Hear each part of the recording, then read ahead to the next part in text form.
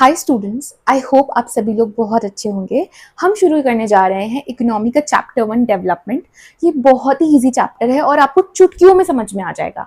बस इस लेक्चर को पूरा देखना, क्योंकि इस लेक्चर में मैं कॉन्सेप्ट समझाने के बाद एनसीईआरटी को लाइन बाय लाइन कवर भी करूंगी, ताकि एनसीईआरटी में लिखा हुआ भी आपको सब कुछ अच्छे से समझ में आए।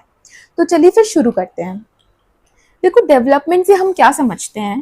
डेवलपमेंट का हिंदी मीनिंग आप सबको पता होगा, विकास। ठीक है, जब विकास होता है तब हम कहते हैं कि डेवलपमेंट हुआ है, मतलब ये लिटरल मीनिंग ही है हिंदी में। लेकिन हम डेवलपमेंट को अगर इजी वर्ड्स में समझें इंग्लिश में, तो हम समझते हैं प्रोग्रेस या इम्प्रूवमेंट। जब कहीं प्रोग्रेस हुई होती है या इम्प्रूवमेंट हुआ होता है तो हम सोचते हैं या हम कहते हैं कि हाँ, डेवलपमेंट हुआ है। जैसे न्यू ईयर पर हम सब लोग अपने पर्सनल डेवलपमेंट के लिए कुछ रेजोल्यूशंस बनाते हैं, है ना, कि जैसे हम सुबह जल्दी उठेंगे, हम ये करेंगे, हम वो करेंगे, जिससे क्या हो, हमारा पर्सनल डेवलपमेंट हो, हमारे अंदर जो चीजें हैं उनमें इम्प्रूवमेंट आए। तो ऐसे ही डेवलपमेंट को आप पर्सनल लेवल पर भी देख सकते हो और आप साथ में ही नेशनल लेवल पे भी देख सकते हो कि नेशन में कितना डेवलपमेंट हुआ है। हम ये बातें करते हैं ना कि India is a developing country, US is a developed country, तो वहां पर हम किस चीज के बारे में बात करें, हम डेवलपमेंट के बारे में बात करें। इसका मतलब क्या हुआ कि यूएस में प्रोग्रेस है जो वो इंडिया से ज्यादा है, इसलिए वो डेवलप्ड है, और इंडिया में अभी प्रोग्रेस हो रही है, इसीलिए इंडिया डेवलपिंग कंट्री है। ठीक है, ये तो समझना बहुत आसान था। देखो, अगर मैं आपसे पूछूं कि आप अलग अलग स्टूडेंट्स में आप लोगों की कुछ एस्पिरेशंस होंगे, आप लोग कुछ करना चाहते होंगे, आप लोगों के गोल्स होंगे, तो आप लोगों के गोल्स क्या क्या हैं। कोई एक स्टूडेंट कह सकता है कि मैम मुझे एक लैपटॉप चाहिए, कोई एक कहेगा कि मैम मुझे PS5 चाहिए, मुझे गेम खेलना बहुत पसंद है, कोई एक कहेगा कि मैम मैं ना अपने पेरेंट्स को एक हाउस गिफ्ट करना चाहता हूँ, कोई बोल सकता है कि मैम मुझे कार चाहिए, कोई कहेगा कि मैम मैं 10 लाख रुपए कमाना चाहता हूँ। कुछ हो सकता है कि लड़कियां होंगी जिनके घर में स्ट्रिक्ट पेरेंट्स होंगे, वो चाहती होंगी कि मैम मुझे थोड़ा ज़्यादा फ्रीडम चाहिए ताकि मैं अपने शहर से बाहर जाके पढ़ सकूं, अपनी स्टडीज़ को कंटिन्यू रख सकूं। तो हर किसी के अलग अलग गोल्स हैं। तो ये बात आप समझिए that different persons have different goals. तो different people can have different developmental goals, उनके लिए डेवलपमेंट का आइडिया अलग अलग हो सकता है। जैसे हम एग्जाम्पल से समझें तो देखो, एक फार्मर है जो कि रेन पे डिपेंडेंट है अपनी क्रॉप्स को पानी देने के लिए। ठीक है, जब बारिश होती है तभी उसकी क्रॉप्स को पानी मिलता है। तो उसके लिए डेवलपमेंट का क्या आइडिया हो सकता है, वो क्या चाह सकता है, वो चाहेगा कि उसको इरिगेशन फैसिलिटीज मिल जाए, है ना। वो ये चाहेगा कि वो जब चाहे तब अपनी क्रॉप्स को पानी दे सके, उसे रेन पे डिपेंडेंट ना होना पड़े। तो एक फार्मर के लिए डेवलपमेंट होगा उसके पास इरिगेशन फैसिलिटीज का होना। अगर आप एक अनएम्प्लॉयड पर्सन के बारे में सोचो जो अपनी पढ़ाई पूरी कर चुका है, तो उसके लिए डेवलपमेंट का आइडिया क्या होगा, उसके लिए डेवलपमेंट का आइडिया होगा एक जॉब। जब उसे जॉब मिल जाएगी तो वो कहेगा कि हाँ, मेरा डेवलपमेंट हुआ है। एक एम्प्लॉयड पर्सन है, ठीक है, उसके पास जॉब भी है, उसके पास एक कार भी है जिससे वो जॉब अपने ऑफिस तक अपने जॉब के लिए जाता भी है। लेकिन वो देखता है कि रास्ते में जो सड़क है वो बहुत ऊबड़ खाबड़ है, बहुत सीधी सड़क नहीं है, उसे जाने में बहुत प्रॉब्लम होती है, बहुत टाइम वेस्ट होता है। तो उसके लिए डेवलपमेंट क्या होगा, बेटर रोड्स। उसके लिए यही डेवलपमेंट है। ठीक है, क्योंकि वो यही चाहता है। एक रिच बॉय है, ठीक है, एक अमीर लड़का है, उसके पास दुनिया की सारी फैसिलिटीज हैं, तो उसके लिए डेवलपमेंट का आइडिया क्या होगा, वो चाहेगा कि शायद मेरे पास एक और कार हो, मेरे पास लग्जरी वॉच हो, कुछ भी चाह सकता है इसके अलावा भी। तो उसके लिए यही डेवलपमेंट है। एक पुअर गर्ल है जो एक विलेज में रहती है, ठीक है, उस लड़की के लिए आप खुद सोच के देखिए कि डेवलपमेंट क्या हो सकता है। उस लड़की के लिए डेवलपमेंट है उसको फ्रीडम मिलना, ठीक है, उसको एजुकेशन फैसिलिटीज मिलना, क्योंकि वो गरीब है इसलिए उसके पेरेंट्स अफोर्ड नहीं कर सकते उसको पढ़ाना। तो अगर उसको फ्री एजुकेशन फैसिलिटीज कहीं से मिल जाती हैं तो उसके लिए वही डेवलपमेंट है। तो अलग अलग लोगों के लिए अलग अलग चीजें हैं जो उनके लिए डेवलपमेंट के मायने रखती हैं, राइट। तो different people can have different developmental goals, it's a very important line. देखो, एक और एग्जाम्पल देख लेते हैं। एक रिक्शा पुलर है, एक पर्सन जो रिक्शा चलाता है, उसके लिए डेवलपमेंट का आइडिया है उसके पास एक कार होना। जब उसके पास एक कार होगी तो वो मानेगा कि हाँ उसका डेवलपमेंट हुआ है। एक बंदा है जो कार ओनर है ऑलरेडी, ठीक है, उसके पास ऑलरेडी एक कार है, लेट्स सपोज उसके पास एक मारुति सुजुकी है, तो कार तो उसके पास ऑलरेडी है, उसके लिए डेवलपमेंट का आइडिया है मे बी एक मर्सिडीज होना, ठीक है। तो different people can have different developmental goals, हर कोई जो है उसकी नीड डिफरेंट है, इसीलिए उनका डेवलपमेंट का आइडिया भी अलग अलग है। तो मैं फिर से इस बात को स्ट्रेस करना चाहूंगी, अगर आप एक कॉपी और एक पेन लेके बैठे हो तो उसमें ये चीज लिख लो that different people can have different developmental goals. Next concept है वो है one person's development can be destructive to another. इस वाले कॉन्सेप्ट में दो इंपॉर्टेंट पॉइंट्स हैं। पहला ये that different people can have different developmental goals, second is one person's development can be destructive to another. इसको अपनी कॉपी में लिख लीजिएगा। देखो, एक पर्सन का डेवलपमेंट कभी कभी दूसरे के लिए लॉस हो सकता है या दूसरे के लिए डिस्ट्रक्टिव हो सकता है, पर कैसे? अगर डेवलपमेंट हो रहा है तो सबका ही होना चाहिए, एक बंदे का डेवलपमेंट दूसरे के लिए नुकसान कैसे हो सकता है? आप एग्जाम्पल से समझो। आपको डैम्स पता होंगे, ठीक है, रिवर के ऊपर डैम्स बनाए जाते हैं। मैं बता देती हूँ क्या होता है डैम्स। जैसे ये रिवर फ्लो कर रही है, ठीक है, तो यहाँ पे एक वॉल जैसा बहुत बड़ा एक स्ट्रक्चर बना दिया जाता है, काफी बड़ा होता है, ठीक है, मतलब ये तो मैंने छोटा बनाया, इससे मतलब बहुत बड़ा स्ट्रक्चर होता है।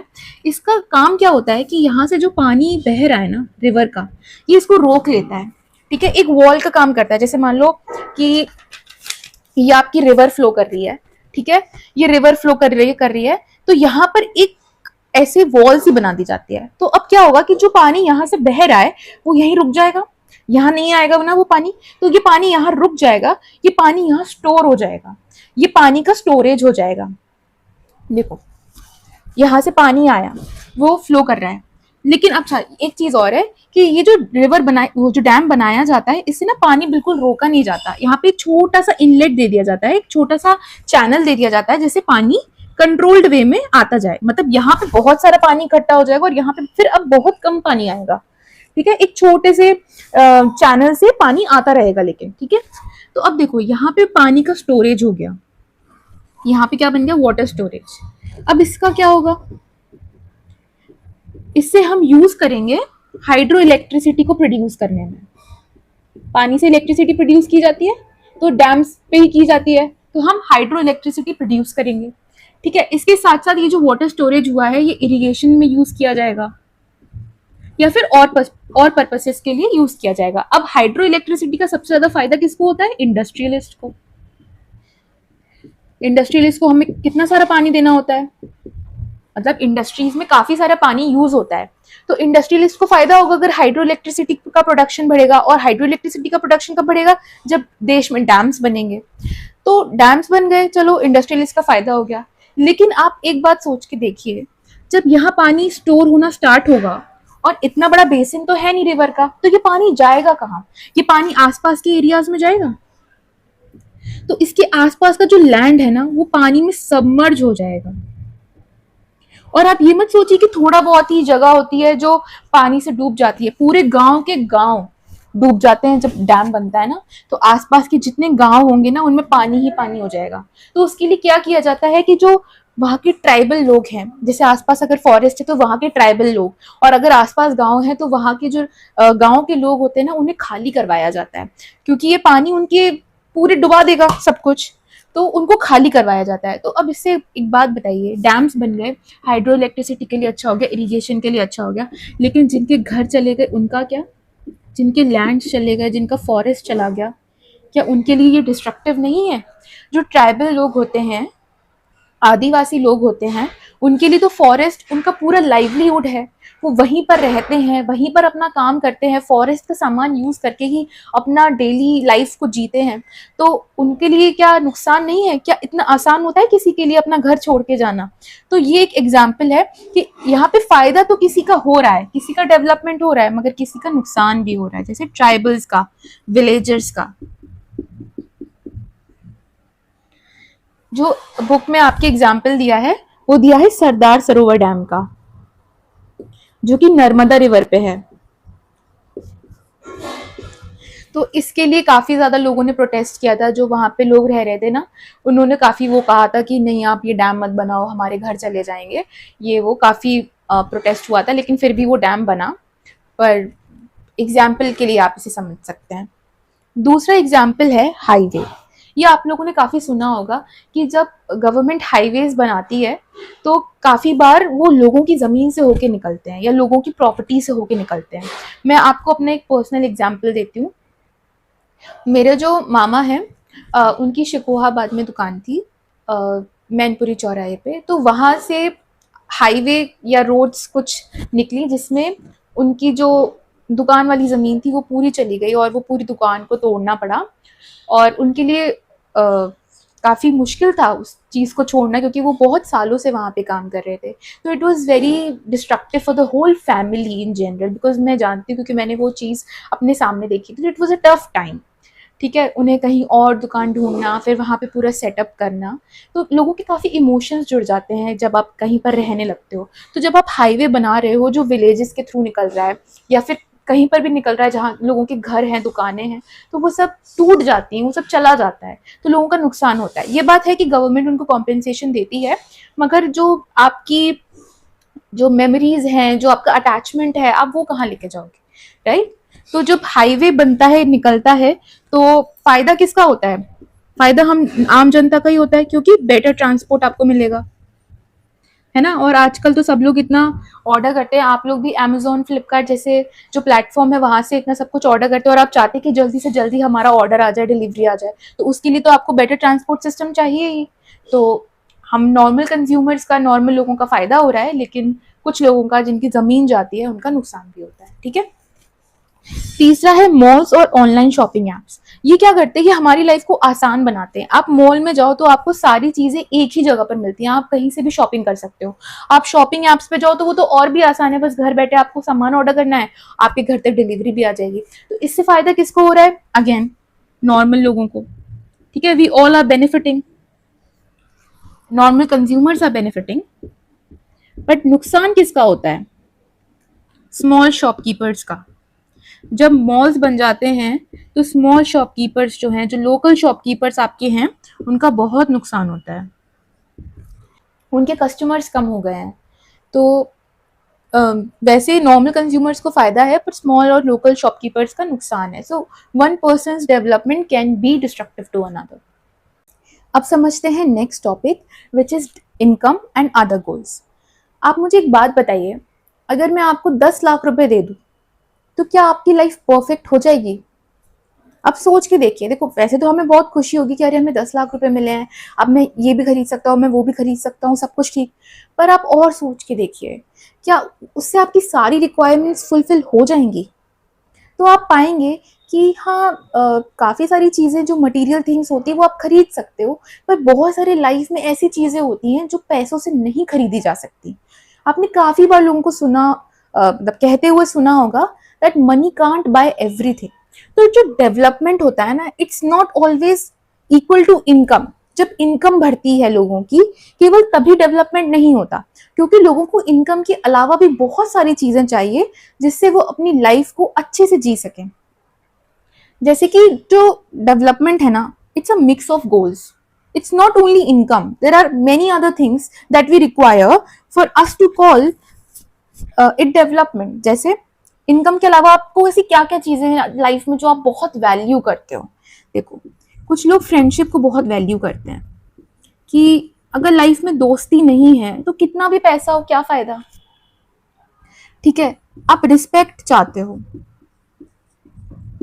है ना। हर कोई रिस्पेक्ट चाहता है।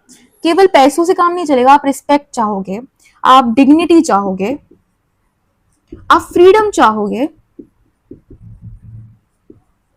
आप सेफ्टी चाहोगे, और भी बहुत सारी चीजें हैं जो आप चाहोगे, राइट। तो डेवलपमेंट जो होता है वो मिक्स ऑफ गोल्स होता है। इनकम के साथ साथ हमें और भी बहुत सारी नॉन मटेरियल चीजें हैं जो चाहिए रहती हैं। एक और एग्जांपल से अगर मैं आपको इसकी इंपॉर्टेंस समझाऊं, तो मान लीजिए आपके पास एक हाई पेइंग जॉब है, ठीक है, जिसमें इनकम बहुत हाई है, ठीक है, लेकिन आपका जो बॉस है ना, वो आपको रिस्पेक्ट नहीं देता। वो आपको पैसे पूरे देता है, लेकिन वो जब मन आता है आपको कुछ भी सुना के चला जाता है, वो अपने घर की भड़ास आपके ऊपर निकाल के चला जाता है, या कुछ भी आपके साथ ऐसा करता है जिससे आपको बहुत ही डिसरिस्पेक्टेड फील होता है कि अरे यार ऐसा क्यों बोला, है ना।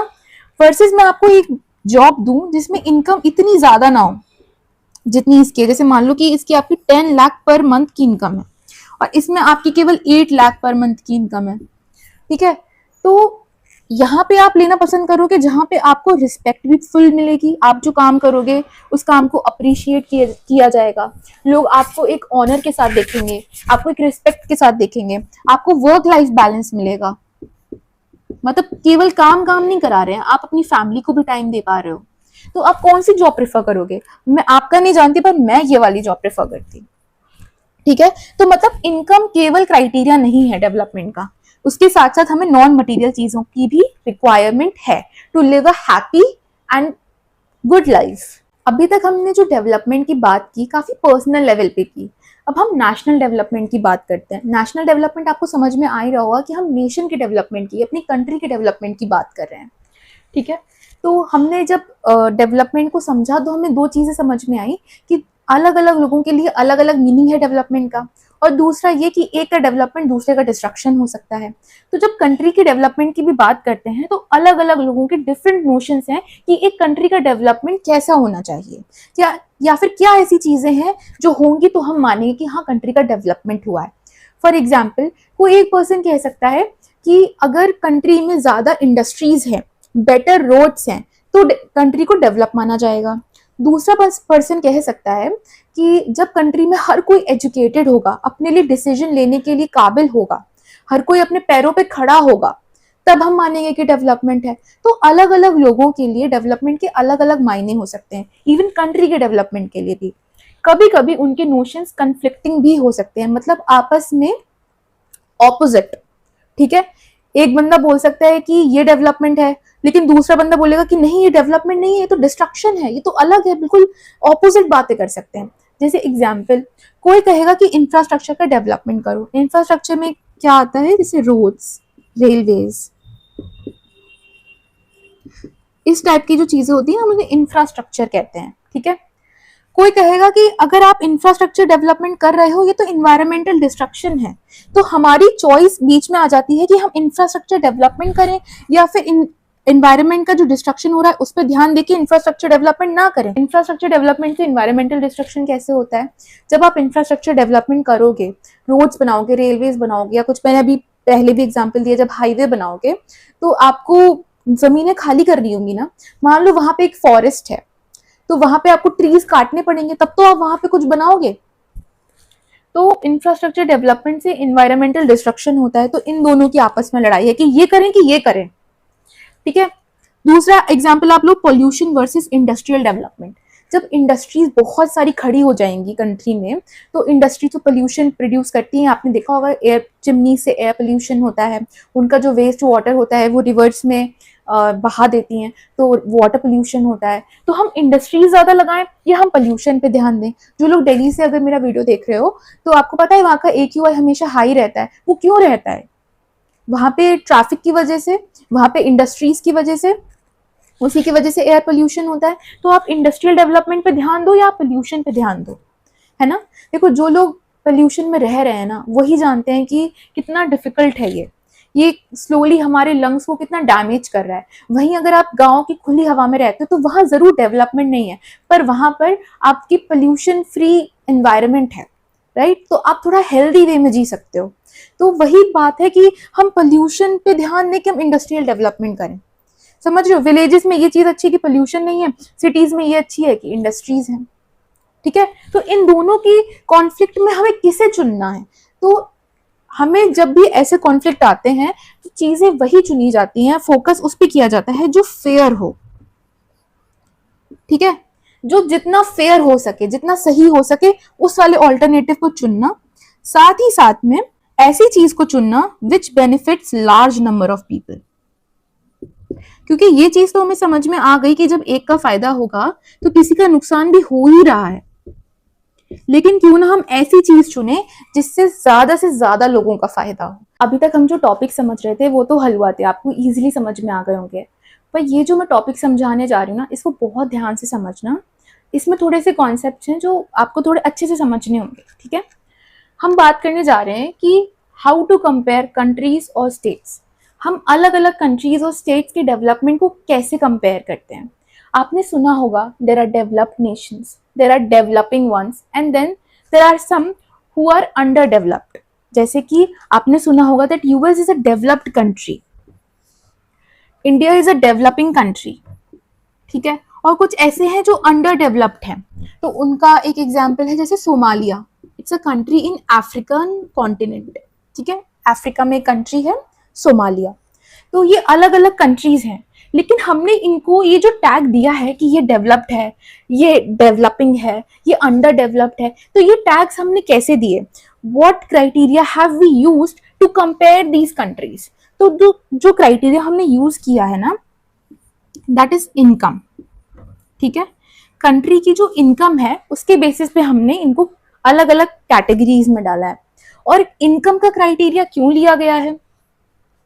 कंट्री की इनकम का क्राइटेरिया हमने इसलिए लिया है because we believe that more is the income, more are the needs fulfilled, ठीक है। जिसके पास ज्यादा इनकम होगी वो अपनी ज्यादा से ज्यादा जरूरतों को पूरा कर पाएगा। इसीलिए जिस कंट्री की इनकम ज्यादा है, हमने माना है कि that country is more developed. देखो, आप समझते हैं कि एक कंट्री की इनकम को कैलकुलेट कैसे करते हैं। हमने ये तो देख लिया कि कंट्री की इनकम के बेसिस पे उनका कंपैरिजन हो रहा है, लेकिन एक कंट्री की इनकम कैलकुलेट कैसे की जा रही है। एक एग्जाम्पल समझो, एक कंट्री है, ठीक है, ये हाइपोथेटिकल कंट्री है जिसमें केवल 10 लोग रहते हैं, जिसमें एक बंदा जो है वो 20 lakhs अ ईयर कमाता है। पूरे साल की जो उसकी इनकम है वो 20 lakhs है। किसी की 1.5 lakhs है, किसी की 3 lakhs है, ठीक है, किसी की 2.5 lakhs है, ठीक है। अलग अलग लोगों की अलग अलग इनकम रहती है। तो 10 लोग हैं, उन 10 लोगों में से पहले की इतनी, दूसरे की इतनी, तीसरे की इतनी, चौथे की इतनी, ऐसे ऐसे करके उन 10 लोगों की इनकम है।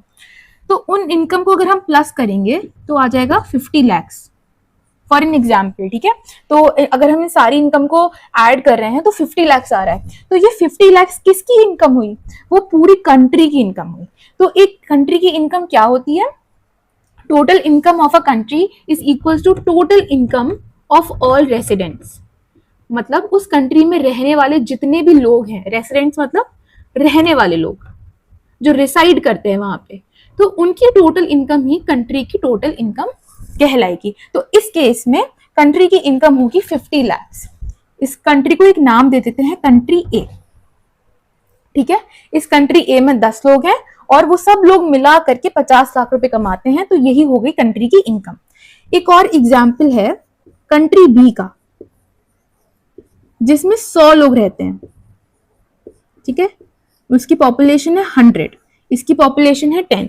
तो ये कंट्री बी की जो टोटल इनकम है, जैसे ये 100 लोग हैं, इन सब की इनकम हम प्लस कर लेते हैं, ऐड कर लेते हैं, तो आता है 80 lakhs, ठीक है। 100 लोगों की इनकम को हमने ऐड किया, 80 lakhs आ गया। तो अब आप बताओ कि कंट्री ए ज्यादा डेवलप्ड है या कंट्री बी ज्यादा डेवलप्ड है? कुछ लोगों को लग सकता है कि मैम इसकी इनकम ज्यादा है, ये total income of country B is more, that's why country B is more developed. लेकिन ऐसा नहीं है कि कंट्री बी ज्यादा डेवलप्ड है। वो क्यों है वो मैं आपको बताती हूँ। आपने ये देख लिया कि इनकम किसकी ज्यादा है, पर आपने ये नहीं देखा कि वहां पे लोग कितने रहते हैं। अगर हम इस इनकम को उनके लोगों में बराबर से डिवाइड कर दें तो पर पर्सन का जो एवरेज है वो कितना आता है। जैसे कंट्री ए में आपने देखा 10 लोग रहते हैं, ठीक है। अगर हम इन 50 लाख की टोटल इनकम को वहां के लोगों में बराबर से बांट दें, ठीक है, 50 लाख रुपए टोटल इनकम है और 10 लोगों में बराबर बांट दे, तो ऑन एन एवरेज वहां का जो पर्सन है वो 5 लाख रुपीज अ ईयर कमा रहा है। कंट्री बी में 80 लाख रुपीज उनकी टोटल इनकम है और वहां पे लोग कितने हैं? 100। तो अगर हम 100 लोगों में 80 lakhs को बराबर बराबर बांट दे तो ये 2 जीरो कट जाएंगे, कितना आएगा? 80,000। तो यहां पर पर्सन का एवरेज 5 लाख रुपीज है। और यहाँ पे पर पर्सन का एवरेज 80,000 रुपीज है। आप मुझे बताओ कि आप क्या कहोगे, अब बताओ कि कौन सी कंट्री ज्यादा डेवलप्ड है, जहां पे लोगों की एवरेज इनकम 80,000 रुपीज है, या वो कंट्री जहां पे लोगों की एवरेज इनकम 5 लाख रुपीज है। Of course country A is more developed, क्योंकि यहाँ की एवरेज इनकम ज्यादा है। तो हम टोटल इनकम से कंपैरिजन नहीं करते हैं, हम एवरेज इनकम से कंट्रीज का कंपैरिजन करते हैं। तो इसका जो फॉर्मूला रहता है, एवरेज इनकम, इसको कहते हैं एवरेज इनकम या per capita income. Per capita मतलब पर पर्सन, ठीक है। एवरेज इनकम या पर कैपिटा इनकम होती है total income of the country, ठीक है। पूरी कंट्री की जो टोटल इनकम है, जो कि कैसे आती है, सारे रेसिडेंट्स की इनकम को ऐड करके डिवाइडेड बाय टोटल पॉपुलेशन।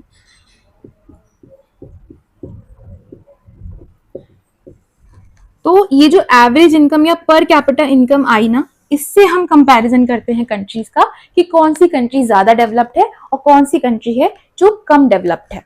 जो हमने पर कैपिटा इनकम समझी, पर कैपिटा इनकम कैसे कैलकुलेट करते हैं, total income of the country divided by total population, उससे हमें पर कैपिटा इनकम या एवरेज इनकम मिलती है। पर कैपिटा इनकम का मतलब पर पर्सन की जो इनकम है वो कितनी है ऑन एन एवरेज, ठीक है। तो यही वाला क्राइटेरिया यूज करती है वर्ल्ड बैंक।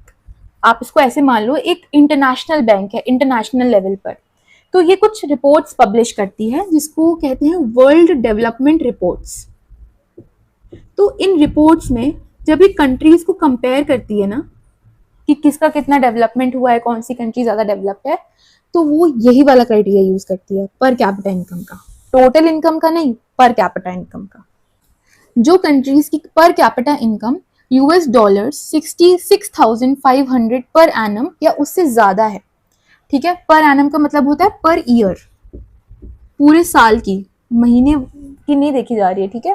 पूरे साल की अगर इनकम 66,000 है, 66,500 यूएस डॉलर्स, रुपीज नहीं डॉलर्स में देख रहे हैं ये चीज, यूएस के डॉलर 66,500 पर एनम या उससे ज्यादा है, तो हम कहते हैं दोज आर रिच कंट्रीज और हाई इनकम कंट्रीज। और वहीं अगर यूएस डॉलर्स 2300 या उससे कम है, क्या चीज, पर कैपिटा इनकम पर पर्सन की 2300 यूएस डॉलर्स या उससे कम, तो हम उन्हें कहते हैं लो इनकम कंट्रीज, कि इनकी इनकम काफी कम है। अब इंडिया किस कैटेगरी में फॉल करता है, ना इंडिया यहाँ है ना इंडिया यहाँ है, इंडिया बीच में है। तो इंडिया जिस कैटेगरी में फॉल करता है उसे कहते हैं लो मिडिल इनकम कंट्री।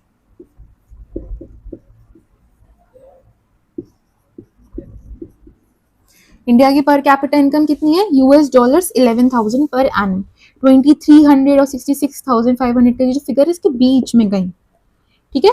तो it comes in low middle income country की कैटेगरी में। हमने ये तो देख लिया कि एवरेज इनकम का यूज करके कंट्रीज का कंपैरिजन किया जाता है, लेकिन इस एवरेज इनकम के क्राइटेरिया में भी कुछ प्रॉब्लम है। हम वो प्रॉब्लम समझेंगे with the help of an example. देखो, एक दो कंट्रीज हम यहाँ ले रहे हैं, एक कंट्री है पी, एक कंट्री है क्यू, और वहां पे 5-5 लोग रहते हैं, दोनों ही कंट्रीज में 5 लोग रहते हैं, और हमने उनकी इनकम को यहाँ पे लिखा है, ठीक है। कंट्री पी, कंट्री क्यू और ये 5 लोगों की इनकम। तो कंट्री पी में जो फर्स्ट पर्सन है उसकी इनकम है 50, सेकंड की 40, थर्ड की 45, फोर्थ की 48 और फिफ्थ की 52। और क्यू कंट्री में 5 लोगों की जो इनकम है वो है 5, 7, 13, 10 और 200। अब हम एवरेज इनकम कैलकुलेट करते हैं। एवरेज इनकम का फॉर्मूला क्या होता है, total income of the country by total population. तो आप जब इसको ऐड करोगे तो आपको पता चलेगा कि जो टोटल इनकम है कंट्री की इट इज 235। मैंने पहले से कैलकुलेट करके रखा है ऑफ कोर्स। और टोटल पॉपुलेशन क्या है, 5। तो एवरेज इनकम कितनी आएगी, 5 4 20, 5 7 35, 47, ठीक है। यहाँ रुपीज मान लेते हैं, इजी कैलकुलेशन के लिए मैंने यहाँ लैक्स वगैरह नहीं दिया है, बस ऐसे 50 रुपीज 40 रुपीज ऐसे मान लो। क्यू की जो क्यू कंट्री है, अब इसकी एवरेज इनकम निकालते हैं। एवरेज इनकम इसकी भी कितनी है, टोटल इनकम है 235, कैलकुलेट करके देख लो, और टोटल पॉपुलेशन है 5, तो यहाँ पर भी एवरेज इनकम कितनी है 47 रुपीज़। तो दोनों ही कंट्री की एवरेज इनकम 47 रुपीज़ है। पर अगर आपको ये डिसीजन लेना हो कि आप पी कंट्री में रहना चाहते हो या आप क्यू कंट्री में रहना चाहते हो, तो आप कौन सी वाली चूज करोगे। एक चीज ध्यान से देखना जो शायद आपने ओवरलुक कर दी होगी, कि यहाँ पे जो अलग अलग लोग हैं उनकी इनकम काफी सिमिलर है। 50 is very close to 40, 45 is very close to 40 and 50, 48 is very close to 52, 45। तो ये सब जो है काफी कम डिफरेंस में है। तो अगर आप फर्स्ट कंट्री में जाते हो विच इज पी, तो वहां पर एक चांस है कि आपकी जो इनकम है काफी बाकी लोगों से काफी सिमिलर होगी। लेकिन अगर आप कंट्री क्यू में जाते हो, तो एक की है 5, एक की 7, एक की 13, एक की 10। ये लोग कैसे हैं, poor in comparison to this person जिसकी जो इनकम है वो 200 है, तो दिस पर्सन इज रिच। तो अगर आपको कंट्री क्यू में भेजा जाए और आपको 5th पर्सन बना दिया जाए, तो आप खुश रहोगे कि चलो ठीक है, बढ़िया है, रिच। लेकिन अगर आपको ये बना दिया जाए, तो आप ये देखिए कि कितनी डिस्पैरिटी है, कितनी इनइक्वालिटी है। तो एवरेज इनकम एक कंट्री की क्या नहीं बताती, डिस्पैरिटीज, क्योंकि इनकम, एवरेज इनकम तो आइडेंटिकल है, बल्कि आइडेंटिकल ही क्या है, सेम ही है, ठीक है, दोनों कंट्रीज की सेम एवरेज इनकम है, लेकिन it does not show the disparities which are there between people. एक बंदा इतना ज्यादा कमा रहा है, एक इतना कम कमा रहा है, उसके बावजूद एवरेज इनकम जो है वो सेम आ रही है। समझ में आ रहा है, एवरेज इनकम को मतलब नहीं है कौन कितना कमा रहा है, उसको टोटल इनकम से मतलब है, और उसको पॉपुलेशन से डिवाइड करके जो वैल्यू आ जाएगी वो है। लेकिन उसके बीच में ये जो 235 रुपीज है, ये लोगों में बटे कैसे हैं, इसको एवरेज इनकम को इससे कोई मतलब नहीं है। देखो, एक बंदे के पास इतना ज्यादा और बाकी चारों के पास इतना कम, ठीक है। तो ये एवरेज इनकम की प्रॉब्लम है, that it does not highlight the disparities in income, and average income does not tell us how this income is distributed among people। अभी तक हमने समझा था कि हम पर कैपिटा इनकम के बेसिस पर कंट्रीज को या स्टेट्स को कंपेयर करते हैं आपस में, ये देखने के लिए कि कौन ज़्यादा डेवलप्ड है और कौन सा कम डेवलप्ड है। यहाँ पर मैंने हरियाणा और केरला, जो कि अब केरलम बन चुका है, इंडिया के 2 स्टेट्स को कंपेयर किया है on the basis of per capita income. ये जो फिगर है, ये जो डेटा है, मैंने आपकी एनसीईआरटी से लिया है। तो अगर हम यहाँ देखें, हरियाणा की per capita income 3.25 lakh rupees है, ठीक है, 3,25,000 रुपए। वहीं केरलम की per capita income 2.8 lakh rupees है, यानी 2,80,000 रुपए। आप देख के ही बता सकते हैं कि हरियाणा की पर कैपिटा इनकम ज्यादा है। तो अगर मैं आपसे पूछूं कि इन दोनों स्टेट्स में से कौन ज्यादा डेवलप्ड है, तो आप प्रोबेबली कहेंगे कि मैम हरियाणा ज्यादा डेवलप्ड है और केरला इतना डेवलप्ड नहीं है, क्योंकि उन दोनों के बीच में काफी सिग्निफिकेंट पर कैपिटा इनकम का डिफरेंस है। पर अब आप मुझे ये बात बताइए कि क्या मनी सब कुछ है। मैंने पहले भी ये बात बोली थी कि money can't buy everything, right.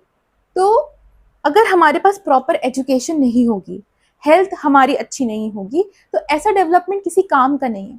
आप सोच कर देखिए, आपके पास बहुत सारा पैसा हो पर आपके पास हेल्दी लिविंग कंडीशंस ना हो, आप जिस एरिया में रहते हैं वहाँ बहुत कीचड़ हो, आप बहुत जल्दी जल्दी बीमार पड़ते हो, या फिर बहुत पैसे वाला कोई इंसान हो लेकिन वो पढ़ा लिखा ना हो, अगर उससे कहा जाए कि आप अपना नाम लिख के दिखाइए, तो वो उतना भी कर नहीं सकता। तो इसी तरीके से कोई एक ऐसी कंट्री जिसमें ज़्यादा से ज़्यादा पॉपुलेशन लिटरेट नहीं होगी और जहाँ बहुत सारे अनहेल्दी इंडिविजुअल्स होंगे, तो हम उस कंट्री को सही मायने में डेवलप्ड कंट्री नहीं कह सकते। इसीलिए ये 3 क्राइटेरियाज और दिए हुए हैं जिनको हमें समझना जरूरी है, जो कि हेल्थ और एजुकेशन से रिलेटेड है, और ये हमें डेवलपमेंट का थोड़ा और बेटर पिक्चर हमें दे सकते हैं। सबसे पहले समझते हैं IMR को, जिसका फुल फॉर्म होता है इन्फेंट मोर्टेलिटी रेट। देखो, इन्फेंट मोर्टेलिटी रेट क्या होता है, इसको हम वर्ड बाय वर्ड समझेंगे तो हमें इजीली याद हो जाएगा। इन्फेंट का मतलब आपको पता होगा बेबीज, ठीक है, जो छोटे बच्चे होते हैं ना एकदम, उनको हम इन्फेंट्स कहते हैं। मोर्टेलिटी का मतलब डेथ से रिलेटेड होता है। आपने एक वर्ड सुना होगा इमोर्टैलिटी या इमोर्टल। इमोर्टल का मतलब क्या होता है, वो जो अमर हो। ऐसे ही मोर्टल उसका ऑपोजिट वर्ड है जिसका मतलब डेथ होता है। तो मोर्टल वो लोग होते हैं जो मर जाते हैं। तो ह्यूमंस को हम कहते हैं कि ह्यूमंस आर मोर्टल्स, हम अमर नहीं है, हम मर सकते हैं। तो mortality is related with death. ठीक है, अगर ये दो चीजें समझ में आ गई ना, तो ये जो डेफिनेशन है इसको याद करना और भी इजी हो जाएगा। इन्फेंट मोर्टैलिटी रेट क्या होता है, it refers to number of children, ठीक है, total number of children who die before completing the age of 1।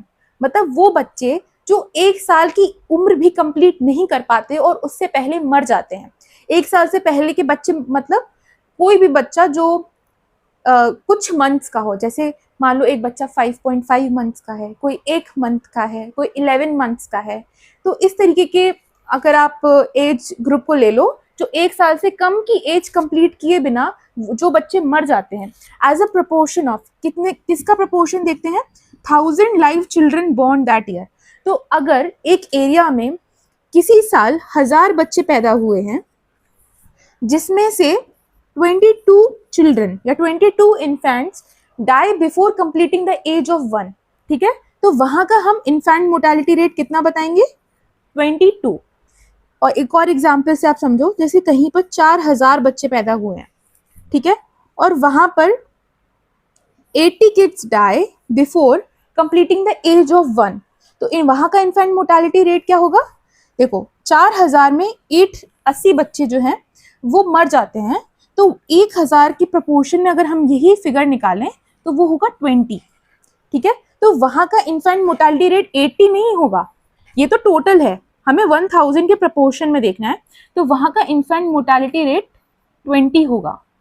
आपको ये कैलकुलेशन कहीं पर करनी नहीं है, लेकिन आपको ये समझना जरूरी है क्योंकि ये डेफिनेशन आपके लिए इंपॉर्टेंट है।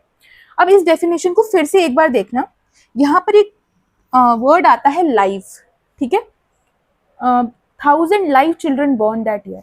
अब यहाँ पे लाइव वर्ड क्यों दिया है, लाइव का मतलब क्या है। देखो कुछ बर्थ ऐसी होती हैं जो कि जिसमें जो बच्चे पैदा होते हैं वो मरे हुए ही पैदा होते हैं, उन्हें स्टिल बर्थ कहते हैं। मतलब बच्चे जब बॉर्न होते हैं तो वो मरे हुए ही बॉर्न होते हैं। उसके ऑपोजिट में लाइव बर्थ वो होती हैं जो बच्चे नॉर्मली पैदा होते हैं और जिंदा पैदा होते हैं। तो हम स्टिल बर्थ्स को इसमें इंक्लूड नहीं करते, हम उन्हीं बच्चों को इंक्लूड करते हैं जो पैदा हुए जब तब वो जिंदा थे, लेकिन 1 साल की एज को कंप्लीट करने से पहले उनकी डेथ हो गई। सेकंड है लिटरेसी रेट, ठीक है। लिटरेसी रेट का मतलब क्या होता है कि literate population in 7 and above age group, ठीक है। तो एक एरिया में या एक कंट्री है या स्टेट है या कोई रीजन है, वहां पे 7 साल के और उससे अबव जो एज है, मतलब 7 साल के लोग या उससे बड़े लोग, एज ग्रुप के जो लोग हैं, जो उनमें से पढ़े लिखे लोग हैं, है ना। लिटरेट पॉपुलेशन कौन सी, जो पढ़ सकते हैं लिख सकते हैं, वो पॉपुलेशन जितनी होती है हम उसे वहां का लिटरेसी रेट कहते हैं। एग्जाम्पल, किसी एरिया में अगर 80 लोग रहते हैं उसमें से, और हाँ ये 80 लोग वो हैं जो 7 एंड अबव में है, ठीक है, हम 7 साल से छोटे बच्चों को कंसिडर नहीं करते। तो 7 एंड अबव एज ग्रुप के कहीं मान लो एक जगह पर 80 लोग हैं, उसमें से जो 20 लोग हैं वो पढ़े लिखे हैं, तो वहां का लिटरेसी रेट क्या होगा, 20/80 इंटू 100, इसको परसेंट में कैलकुलेट करते हैं तो ये हो जाएगा 25%। तो हम वहां कहेंगे कि 25% वहां की लिटरेसी रेट है, 25% लोग इस रीजन में पढ़े लिखे हैं, उतनी पॉपुलेशन लिटरेट है, ठीक है। ये चीज याद रखना कि 7 एंड अबव एज ग्रुप को ही कंसिडर करते हैं। तीसरी चीज है नेट अटेंडेंस रेशियो, जो आपके बुक में दिया है वो फिगर 15 से लेके 17 ईयर्स के किड्स के लिए दिया है, वैसे हम किसी भी एज के किड्स के लिए इसको कैलकुलेट कर सकते हैं। देखो नेट अटेंडेंस रेशियो का क्या मतलब है, अटेंडेंस से आप समझ रहे हो, अटेंडेंस मतलब यहाँ किस चीज की अटेंडेंस की बात की जा रही है, स्कूल अटेंडेंस की बात की जा रही है। तो number of children attending school divided by total number of children of same age group. जैसे अगर 15 से 17 साल के बच्चे जो हैं, मानो एक कंट्री में 15 से 17 साल के जितने भी बच्चे हैं, मानो 1000 बच्चे हैं या 100 मान लेते हैं, चलो 100 किड्स हैं, उसमें से 75 किड्स हैं वो स्कूल अटेंड करते हैं, वो स्कूल जाते हैं। और ये याद रखना हम इसी एज ग्रुप को कंसिडर कर रहे हैं, ठीक है। 15 से 17 साल के बच्चे टोटल 100 है, उसमें से 75 बच्चे स्कूल जाते हैं, तो वहां का नेट अटेंडेंस रेशियो क्या हो जाएगा, number of children attending school कितना है 75, तो इसका नेट अटेंडेंस रेशियो हो जाएगा 75, मतलब हर 100 बच्चे में से 75 किड्स स्कूल अटेंड करते हैं। अब हमने ये देख लिया कि इसका मतलब क्या होता है।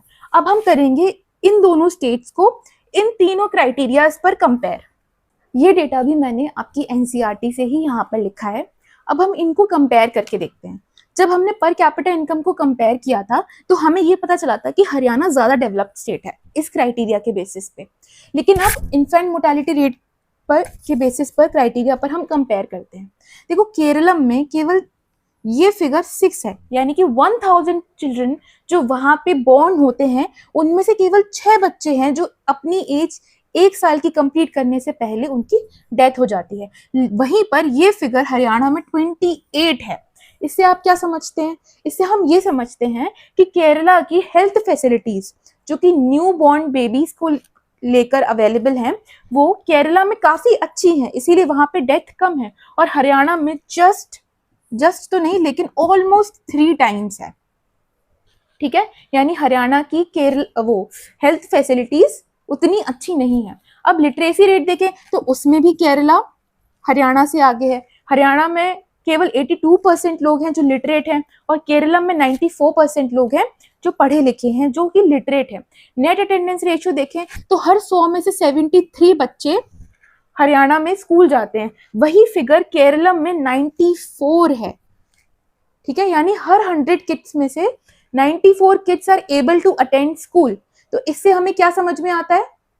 इससे हमें यह समझ में आता है कि भले ही हरियाणा की पर कैपिटा इनकम केरलम से ज्यादा है, लेकिन अगर इन वाले क्राइटेरियाज पे देखा जाए, ये वाला क्राइटेरिया हेल्थ से रिलेटेड है और ये दोनों जो क्राइटेरियाज हैं वो एजुकेशन से रिलेटेड हैं, तो हेल्थ और एजुकेशन के क्राइटेरिया में केरलम इज बेटर। तो हम एक तरीके से बोल सकते हैं that Keralam is more developed than Haryana. अभी केवल मेरी बात सुनना और बोर्ड को मत देखना, ठीक है। ये जो नया टॉपिक पढ़ रहे हैं पब्लिक फैसिलिटीज, इसी के बारे में है, पर आप मेरे कुछ क्वेश्चंस का आंसर दो। क्या आप अपने लिए एक पोल्यूशन फ्री एनवायरनमेंट इंश्योर कर सकते हो, भले ही आपके पास बहुत सारा पैसा हो? जैसे कि दिल्ली में जो लोग हैं काफी वेल्दी लोग भी रहते हैं, पर क्या वो पोल्यूशन फ्री एनवायरनमेंट अपने लिए, अपने बच्चों के लिए इंश्योर कर सकते हैं? या फिर एक और एग्जांपल लेके देखिए, क्या आप अपने लिए सेफ्टी इंश्योर कर सकते हैं? अगर आपके पास बहुत पैसा है भी तो भी क्या आप ये इंश्योर कर सकते हैं कि आप हमेशा हेल्दी रहेंगे, आप हमेशा डिसीज फ्री रहेंगे? ऐसा तब तक नहीं हो सकता जब तक कम्युनिटी मिलकर वो कदम ना उठाए जिससे आप ये सब चीजें इंश्योर कर सके, राइट। जैसे कि हेल्थ जैसी जो चीज है वो जब कम्युनिटी आपस में इंश्योर करेगी कि हम साफ सफाई रखेंगे, हम ऐसे स्टेप्स लेंगे, तभी आप एक हेल्दी लाइफ को इंश्योर कर सकते हैं। ऐसे ही कुछ चीजें होती हैं जो हम अपने लिए नहीं बना सकते, जैसे कि रोड्स। क्या आप अपने लिए एक पूरी रोड बना सकते हैं? मान लीजिए आपने अपने लिए एक रोड बना भी ली, तो आप कहाँ तक अपने लिए रोड बनाएंगे? क्या आप अपने लिए प्राइवेट एयरपोर्ट बना सकते हैं? मतलब कुछ लोग शायद बना सकते हो पर हर कोई नहीं बना सकता। क्या आप अपने लिए एक अलग से हॉस्पिटल बना सकते हैं? क्या आप अपने लिए एक पूरा, अपने लिए केवल अकेले के लिए प्राइवेट स्कूल बना सकते हैं? आप नहीं बना सकते। तो मेरे कहने का मतलब ये है कि कुछ फैसिलिटीज ऐसी होती हैं जो हम अपने आप को प्रोवाइड नहीं कराते, वो गवर्नमेंट हम सबको, पूरी कम्युनिटी को, पूरी सोसाइटी को प्रोवाइड कराती है। उसे ही पब्लिक फैसिलिटीज कहते हैं। पब्लिक फैसिलिटीज वो सर्विसेज होती हैं जो गवर्नमेंट प्रोवाइड करती है अपने सारे सिटीजन्स के लिए, अपने सारे लोगों के लिए। जैसे रोड्स, ये सब एग्जाम्पल है। रोड्स हो गए, रेलवेज हो गए, हॉस्पिटल्स हो गए, स्कूल्स हो गए, ठीक है। इलेक्ट्रिसिटी हो गई। अब कोई पूरा एक इंसान तो अपने लिए पूरी इलेक्ट्रिसिटी जनरेट नहीं करेगा, ठीक है। और क्या हो गया? क्लीन वाटर सप्लाई हो गई। ये सब कहाँ से आता है? ये सब गवर्नमेंट प्रोवाइड करती है। बाकी आपने वो भी देखा होगा कि जो म्युनिसिपल कॉर्पोरेशन होती है वो, उसका एक गाड़ी आती है और जगह जगह से, घर घर से वो कूड़ा उठाती है। वो गाना भी काफी आपने सुना होगा, गाड़ी वाला आया घर से कचरा निकाल। तो वो कौन प्रोवाइड करता है? वो कौन सी फैसिलिटीज है? वो पब्लिक फैसिलिटीज है जो गवर्नमेंट प्रोवाइड करती है, ठीक है। वो किस तरीके की सर्विस हो गई? वो क्लीनिंग सर्विसेज में आ गई। राइट। तो ये होती हैं पब्लिक फैसिलिटीज। इसको समझना बहुत ही आसान था। अब नेक्स्ट टॉपिक पे चलते हैं। तो नेक्स्ट टॉपिक है ह्यूमन डेवलपमेंट रिपोर्ट। तो ये एक रिपोर्ट है जो कौन पब्लिश करता है? United Nations Development Programme. ठीक है, इसको पब्लिश करने वाली जो ऑर्गेनाइजेशन है उसका नाम है UNDP, United Nations Development Programme. और ये करती क्या है रिपोर्ट? ये रिपोर्ट अलग अलग कंट्रीज को कंपेयर करती है। ठीक है, वर्ल्ड में जितनी भी कंट्रीज हैं उन्हें ये कंपेयर करती है। किस किस बेसिस पर? उनकी एजुकेशन लेवल्स पर। मतलब उस कंट्री में एजुकेशन का लेवल क्या है, वहाँ लोग कितने पढ़े लिखे हैं, हेल्थ स्टेटस वहाँ का क्या है, वहाँ के लोग हेल्दी हैं, अनहेल्दी हैं, और पर कैपिटा इनकम। वो तो मैंने आपको बताया ही, आप इनकम भी बहुत इंपॉर्टेंट क्राइटेरिया है लोगों को, मतलब कंट्रीज को कंपेयर करने का। तो human development report HDI calculate करती है, जिसका मतलब होता है human development index.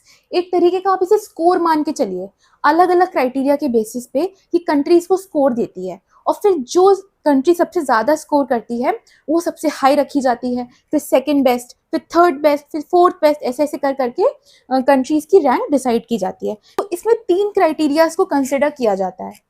Life expectancy at birth, जिससे हेल्थ स्टेटस किसी कंट्री का मालूम पड़ता है। मैंने 3 चीजें बताई थी ना जिसके बेसिस पर कंपैरिजन होता है। एक होता है हेल्थ स्टेटस, एक होता है एजुकेशन, और तीसरा होता है पर कैपिटा इनकम। तो हेल्थ स्टेटस के लिए जो ये क्राइटेरिया देखते हैं वो होता है लाइफ एक्सपेक्टेंसी एट बर्थ। इसका मतलब क्या होता है? इसका मतलब होता है average expected length of life of a person at time of birth. मतलब जब कोई एक इंसान पैदा होता है तो कितनी एक्सपेक्टेड एज तक वो जिएगा, वो उसकी लाइफ एक्सपेक्टेंसी होती है। ठीक है, जैसे कि अगर हम ये एक्सपेक्ट करते हैं कि इंडिया का जो एवरेज पर्सन है वो 70 ईयर्स तक जीता है, तो इंडिया की लाइफ एक्सपेक्टेंसी कितनी हुई? 70 years. Mean years of schooling, mean का मतलब होता है एवरेज, मतलब वहां के लोगों ने एवरेज ईयर्स ऑफ स्कूलिंग कितनी की है, कितने साल तक लोग वहां स्कूल गए हैं। जैसे कोई अगर देश होगा जहाँ पे लोग कम पढ़ते होंगे, मान लो 8th क्लास तक, 10th क्लास तक, या केवल 12th क्लास तक, या और भी कम, तो वहां पे ईयर्स ऑफ स्कूलिंग कम होंगे। तो इसका मतलब क्या है? वहां का डेवलपमेंट कम है। तो इससे हम वहां का एजुकेशन का जो स्टेटस है वो हम देख सकते हैं। तो जितनी ज़्यादा ईयर्स ऑफ स्कूलिंग होगी उतना ही बेटर होगा। तो इसके बेसिस पे हम स्कोर देते हैं। फिर होता है gross national income per capita. इसका मतलब वही है जो नेशनल इनकम वहाँ की आई, ग्रॉस मतलब टोटल, जो नेशनल इनकम वहाँ की आई उसको आप पर कैपिटा डिवाइड कर दो टोटल पॉपुलेशन से, तो फिर हम उसके बेसिस पर कंपैरिजन करते हैं। तो HDI जो रैंक है वो सारी कंट्रीज को दी जाती है, जैसे मैंने बताया first best, second best, third best, ऐसे ऐसे करके सबको रैंक दी जाती है, जिससे हम पता कर सकते हैं कि हमारी कंट्री कहाँ स्टैंड करती है, और कौन सी कंट्रीज हैं जो हमसे बेटर परफॉर्म कर रही हैं, और कौन सी कंट्रीज हैं जो बेकार परफॉर्म कर रही हैं। हमने ज्योग्राफी में पढ़ा था कि डेवलपमेंट के लिए हमें रिसोर्सेज की ज़रूरत होती है। रिसोर्सेज एंड डेवलपमेंट चैप्टर की वीडियो अगर आपने देखी हो तो मैंने उसमें बताया था कि रिसोर्सेज की हेल्प से ही डेवलपमेंट होता है। डेवलपमेंट के लिए हमें नई रोड्स, नई इंडस्ट्रीज, नए स्कूल्स, हॉस्पिटल्स, ये सब क्रिएट करने होंगे। उसके लिए हमें क्या चाहिए होगा? हमें रिसोर्सेज चाहिए होंगे, नेचुरल रिसोर्सेज मोस्टली। ठीक है, तो बहुत सारी चीज़ें जो हम यूज़ करते हैं वो हमें नेचर से मिलती हैं।